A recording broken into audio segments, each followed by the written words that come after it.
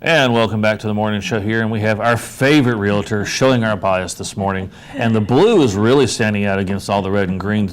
So welcome, Kathy Akers, to our Christmas set here in WHIG. Good morning, Clint. How are you? I'm good. How you doing? Good. Did you have a good weekend? Yes, we did. And how about you? Had a very good weekend. Good. So you're here to talk to us as our favorite realtor with Fathom Realty. We don't have your logo behind us. I know we had the intro, but you're with Fathom Realty, and you are the most successful Fathom realtor I know. Maybe I'm the only one you know, Clint. I don't know. But anyway. Anyway, so you're here to talk to us today about prepping your home for sales, because here's the thing. A lot of folks right now are in Christmas mode. Right. But come January, February, you're looking at maybe finding that new place by June. And in order to do that, you got to start now. Thinking of what you're going to do so that you can be in your new home by June. That's right. And some of the other things is people have more days off now during the holiday time, so this might be a good time as you know, either. Plus it's warm, so you can get out there and do these things. Well, we're talking about we're going to talk about inside today. I have a home sellers prep checklist, and you can find this on my website at kathyakershomes.com. All right, that's kathyakershomes.com. That's right. And you can go on my website and download this prep list if there's anybody out there that's looking to sell, that you can then get this information. But we're going to talk about some of the things that to start looking at for the inside of your home, preparing for potentially putting your house on the market. All right, so I saw the first one on your list, and I'm going to go with the apartment trick. Making rooms look bigger. That means mirrors, right? Well, not always that. But not in always apartments, when I was in college, you always put mirrors right. on the wall to make the room that was this big look that big. That's right. You did. But having we have more of the open concept nowadays, is defining your spaces so that it's not just, you want it to show that this is definitely the living area, this is the dining area, that kind of thing. You also want to eliminate any unnecessary large furniture so that people can move freely through the house.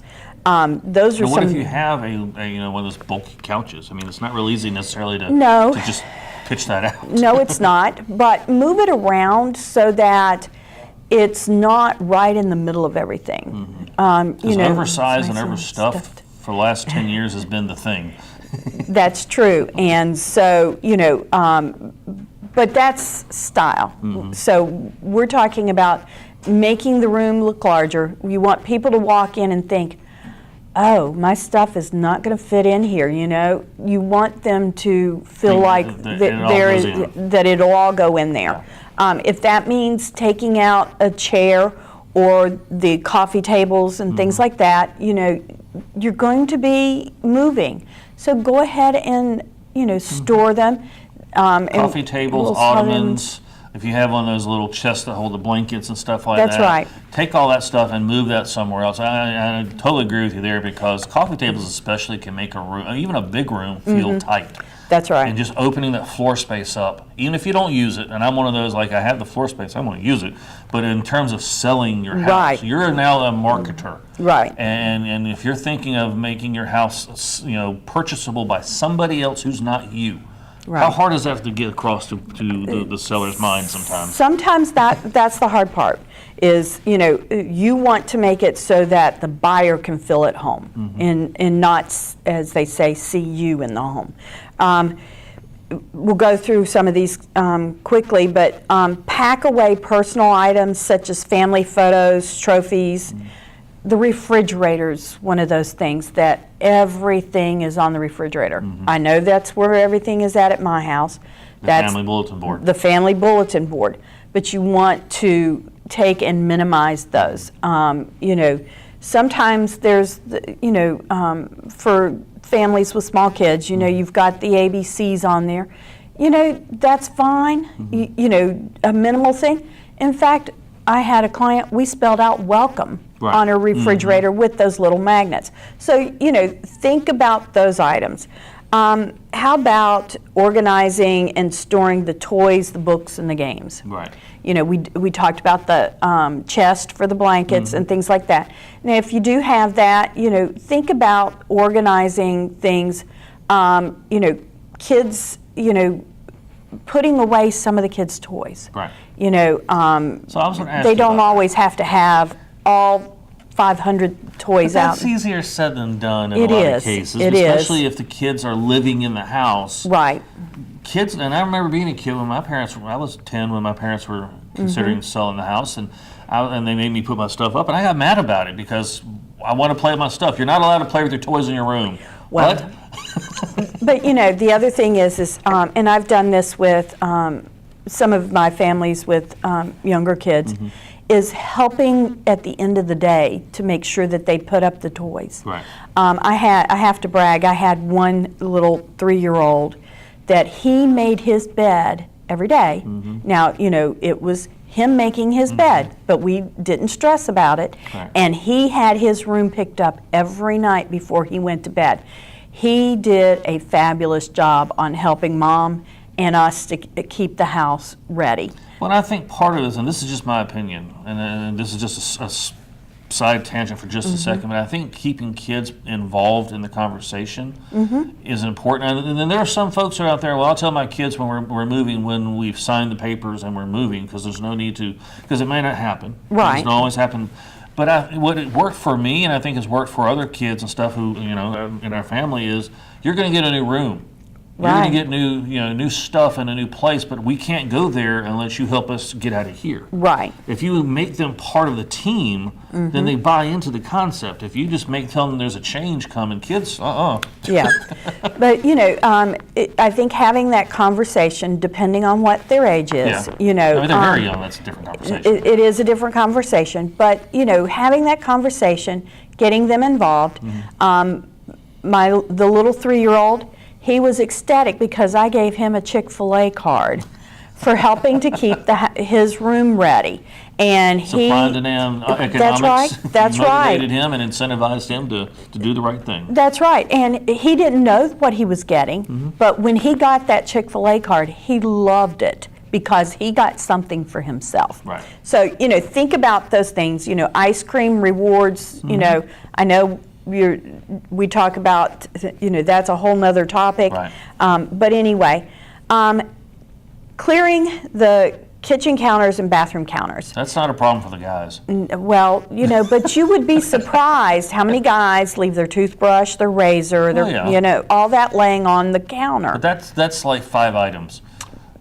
Let's But talk about the girls' side. Yes, and I do know that. Yes, if you saw our bathroom vanity, yes, mine is the more So this cluttered. is the one area, as far as, because everything you're getting ready to describe, most women of the house would prefer this 24/7. Right. Not just when they're trying to sell the house, they would like their house to always look clean Right, and organized. organized. That's But right. the one part that probably is a challenge is the bathroom, because right. that is also kind of a domain for women. And this is not to throw shade. I don't mean this in the wrong way, but it is more of a high maintenance world for women. We don't have to wear makeup. We don't even think of wearing makeup. Right. Women, if you don't, it's just expected, and that requires time. That requires resources. That's right. So think about some of those things, especially the kitchen counter, because again, it goes back to that cluttered, then it makes it look like there's not enough counter space.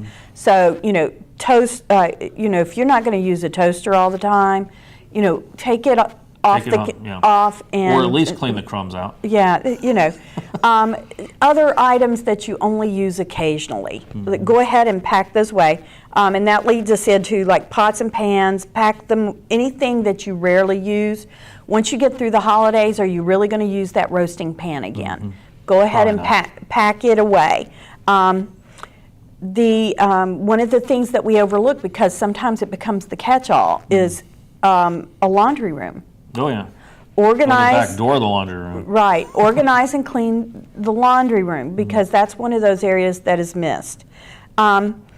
In the clean your oven, stove, microwave, dishwasher, and refrigerator. you want to make sure that you're presenting a clean a clean house, but sometimes the dust can gather on the sides of the refrigerator and things like that. So let me tell you, and that's one of those it does get ignored. I think it's intentionally ignored by all of us, but get one of those dust mitt things, not a mitt, but the little thing on a wand. There's all kinds of different, whether it's a Swiffer or off-brand. Get one of those and then get about 6 refills. And go behind those refrigerators and through the cracks between the oven, and you'll be shocked at how much filth that you have there, and you're in denial over it, but do it.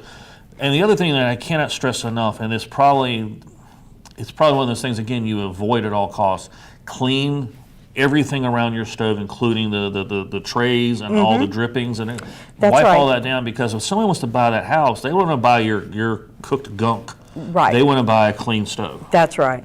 Unless you're planning on replacing all of those. I was just saying, unless it's very dated, and that's one thing you might want to consider. That's right. Is either reducing, if somebody's moving in the house and you've got 20-year-old appliances, and they're like, I want chrome or black or whatever the color of the month is, you may have to consider that, or clean it, and maybe you can get away with it. Right.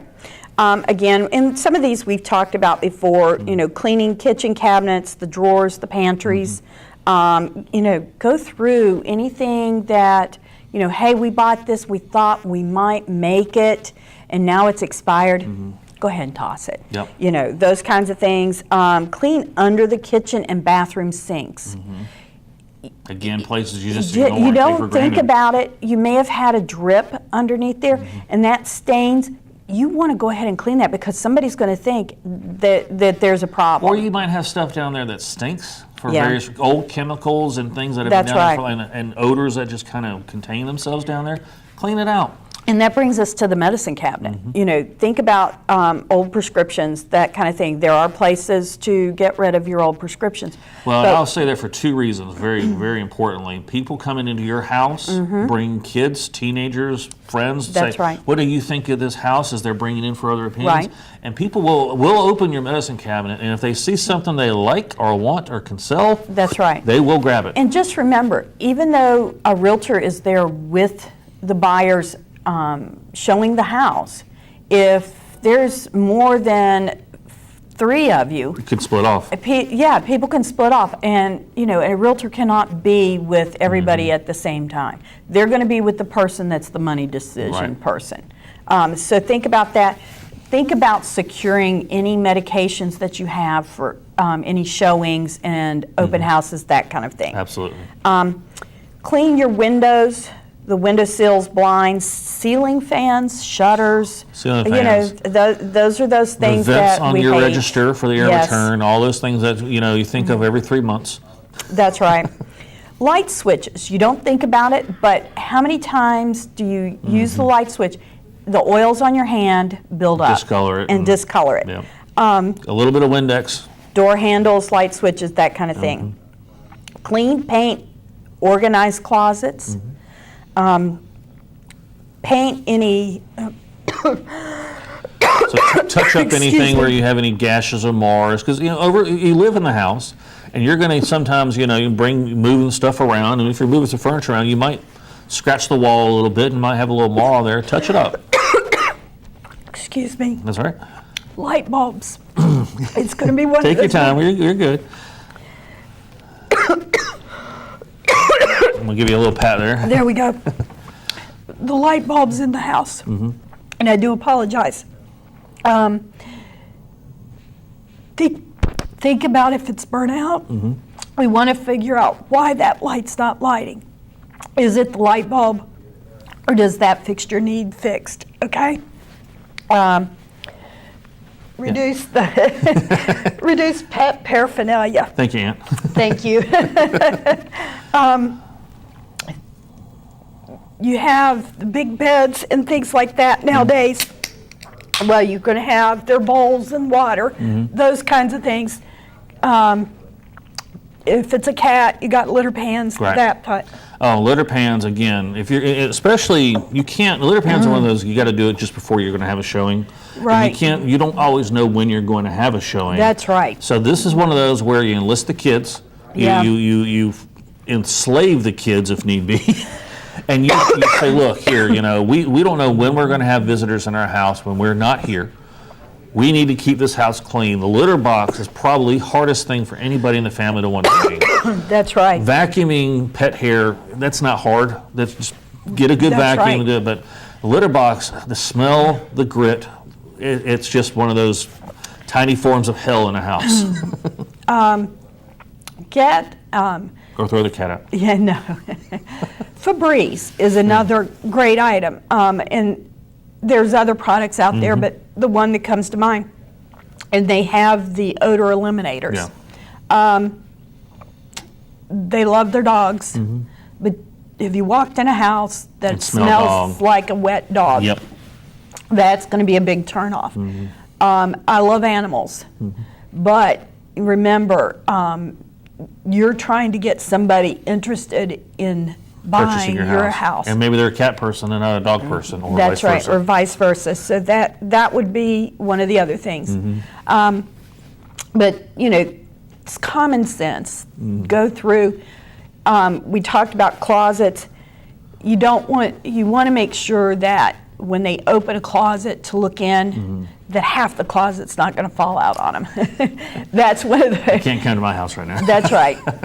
So, even if it's a matter of putting things in storage containers and putting them back in the bottom of the closet, so that will get you through. Well, and I'll throw this one little tip out there, and this applies both on the inside and outside, but you can start this with the inside. What we would consider your spring cleaning, attics. One of the spaces that people, when they buy a house now, is they want to see the attic. One, can they get to it fairly reasonably? And two, is there space up there? And here's where you, as the homeowner, can benefit from this. And anybody who has lost somebody, a loved one or something like that, and had to clean up behind them, and they're like, why did they keep all this junk? That's right. Why is this up here? Because somewhere in your mind you think there's value to it, or your kids wore this sweater 20 years ago and your grandkids could wear it again. Yes. You need to clean out that stuff. Save the few precious. That's and the right. few, and then just donate or toss out the rest of it so that when it does come time to move, that attic doesn't intimidate you. That's right. And remember, that includes the garage, and if you had a basement. Oh, yeah. Oh, yeah. Because those areas seem to clutter. How many people do you know have a garage but don't park in their garage? A bunch. That's right. Now, I don't know many basements around here. There are definitely some, but there aren't. Some. We're not like a basement. No, type we're community. not. Yeah. We're not. But garage is a big thing. Storage buildings. How many people have storage buildings that you can barely Don't get walk me started into? on that one. I have somebody I know who had 4 storage buildings full of. But that's getting to the outside. But anyway, Yeah. think about it. Yes, the attic. If it's one with a pull-down stairs, you're going to have a heck of a time when you're moving to get all that stuff down the stairs. Yep. So go ahead and tackle it ahead of time. And especially now, again, like you said, holidays, you got a little more time off. If you just hit 10% of it, if you bring down 5 boxes that never go back up, you've started cleaning out and you've started the process. And it doesn't have to be one of those all-day painful processes. No. Do a little bit at a time so that you can get it done and don't feel intimidated by it. That's right. The other thing I'll mention is, yes, we're in the holidays. You've got all your Christmas decorations out. As you're putting things away, are you really going to keep that snowman that's on his last leg? That's what super glue's for. But think about those items. Are they what you're realistically looking at for your next house? Good point. Very good point. So go ahead and minimize those things as you're taking them down and putting them away. Well, and I'll go ahead and throw this one out there, and I think we've all been there. Anybody who's over 30, do you have more ornaments than you put on the tree? Yes. All right. Yes. Question answered. What are you doing with those other ornaments other than putting them in a box? That's right. Unless, some of us do have 2 trees. So, well, that's fine. Then you have enough ornaments. Then you have enough ornaments. But anyway, but yes, think about those things. If it's something that, you're putting together some for your kids for when they go ahead and put them in a separate box. Right. These are for John, these are for Sue. Go ahead and label those boxes. and as they're on their way out the door, give it to them. Yep. No, but that's what parents do these days. That's right. Turn your room into an Airbnb, and you can't come home no more. That's right. So, but that kind of gives us an overview of the inside. As always, as you're walking through and you notice something, if you can't get to it right then, jot yourself a note and go back and take care of it. Well, and I want to make one last recommendation before we say goodbye to you for this week, Kathy. Bring in a guest, and that could be an in-law or a friend or neighbor or somebody, That's right. and have them walk through your house and look for those little dents and marks and stuff that you've got a blind eye to. You've seen it so much, you walk past it, and you don't notice it. Don't take it as an insult, but they can say, "Have you? Here's a little scratch here. Here's a little mar here. This doorknob looks really, really dirty. This kick plate down here can use some Brasso." That's where your friends can be of value to you, because again, they can see things that you've turned a blind eye to. That's right. If you are considering putting your house on the market in the spring, I'll be glad to come through and help you with those processes. And not help you, but we can go through and identify those things that need a touch-up, or need addressed as far as moving furniture and that kind of thing, and help you figure out what you need to do to get ready. All right, so KathyAkersHomes.com? That's correct. KathyAkersHomes.com, or if they want to give you a call? 252-266-4038. All right, Kathy, we appreciate you coming in and talk to us as our favorite realtor here on WHIG TV. We'll be right back with our next look at the weather with the weather master himself, Fred Holdsworth.